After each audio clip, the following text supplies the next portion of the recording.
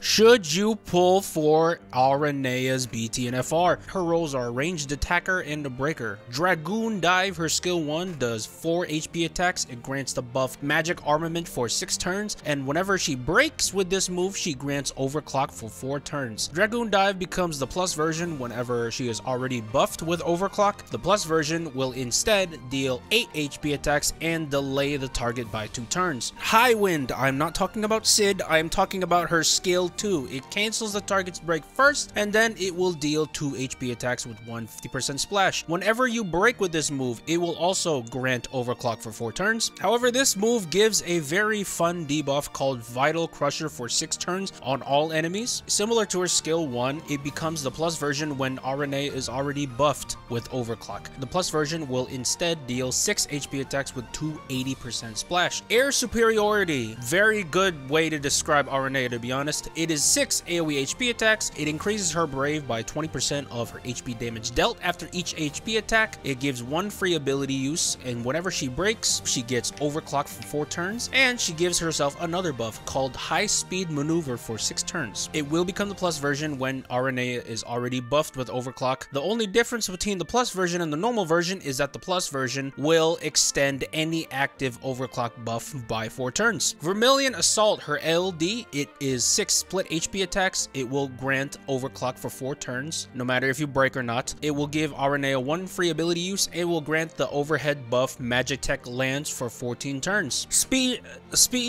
I'm not even gonna try. Her FR grants the buff Overclock for 4 turns. Like her skill 2, it will inflict Group Vital Crusher for 6 turns. Whenever this FR is active, when Aranea breaks or delays an enemy, it will automatically increase it by 1 more. If Aranea breaks and delays for 1 turn, she now will delay for 2 turns. Here is the very, very fun thing about her FR and my favorite part of it. Whenever anyone deals critical Brave damage of any sort, you get a party HP cap up of 50%. Outstanding, her BT, very self-explanatory if you ask me.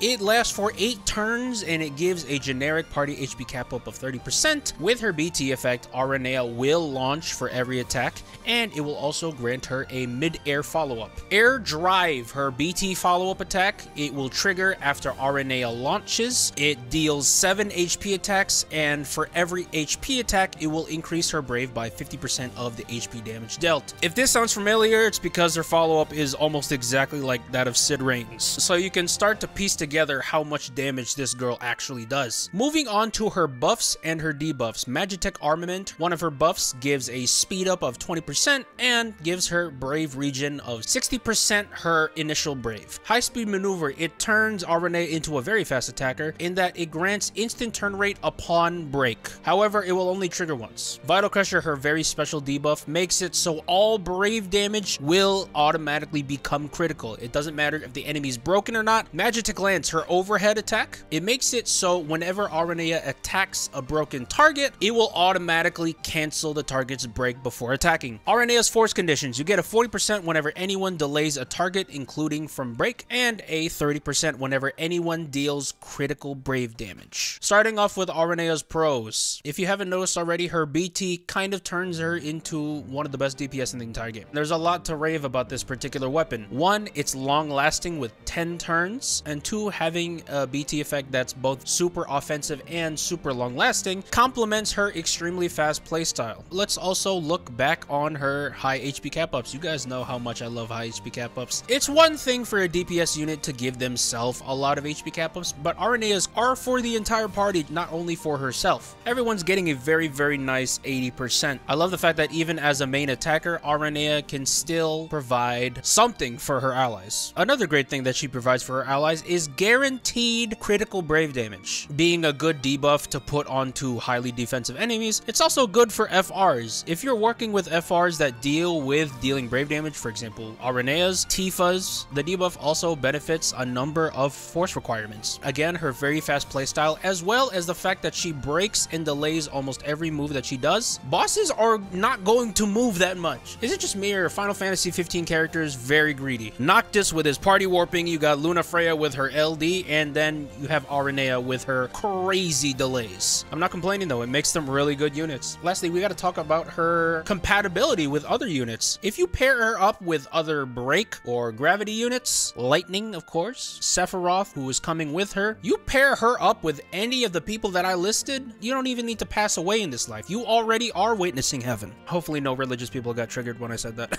Remember when Lightning and Aranea used to be a very deadly combo? That duo is about as good as it ever has been. As a DPS unit, Aranea is good in almost all fronts. It's what makes people love her, and it's what makes her one of the best units in the game. Aranea's cons. There are inherent issues that do pop up whenever a unit is a breaker. One notable thing I found with Aranea is that she has no instant break. From what I've seen at least. I could be wrong. Let me know if I'm wrong. In any of her moves, I haven't seen instant break. And if I am right with my research, that can be a bit of a problem. There are boss fights in which they gain a lot of brave at a time. I'm talking hundreds of thousands of brave. Aranea is going to have trouble breaking that if you don't have extra help with her. Second off, we got to talk about her FR conditions. They are quite difficult for a lot of units because in order to get the most numbers out of it, you are going to have to delay with every turn you take. And if you don't have the right help or you don't have the right team compositions for it, Aranea's FR will not be that good for you. If you're using it as the main, and trust me, there are a lot of reasons to still use it as a main, you got to bring the right team for it. Going to Aranea's delay and break mechanic in general, both of those things will only pertain to single target. If you want to break multiple people at a time, you're going to have to time it to where one person is broken and then the other person is still not broken. It takes a bit of timing to do in order to do that, but it's not the hardest thing in the universe, to be honest. And this last con is kind of a generic one. She will struggle against unlaunchable, unbreakable bosses, although that should go without saying. Don't get me wrong, she's very good to where you can bring her to most fights and mop house with it. But for these very specific bosses, she is not a good matchup with. Is Aranea's BT necessary? I am leaning towards yes. Straight up, if you want her damage, you need it. If you don't care about Aranea dealing all them follow-ups, all them HP dumps, then it's not necessary. To remind you, her BT makes her a launch-based DPS unit. Some people in the community even call her the better Sid Raynes. Without her burst, her damage is definitely going to suffer, but when you look at her break mechanics, her fantastic debuff, and her delays, they all still work the same. My should you pull rating for Aranea is an S. Utterly fantastic unit, if that wasn't obvious enough already. Aranea is the best of both worlds in regards to not only being a Final Fantasy 15 favorite, but also a meta unit at that. We stand top tier waifus in this household.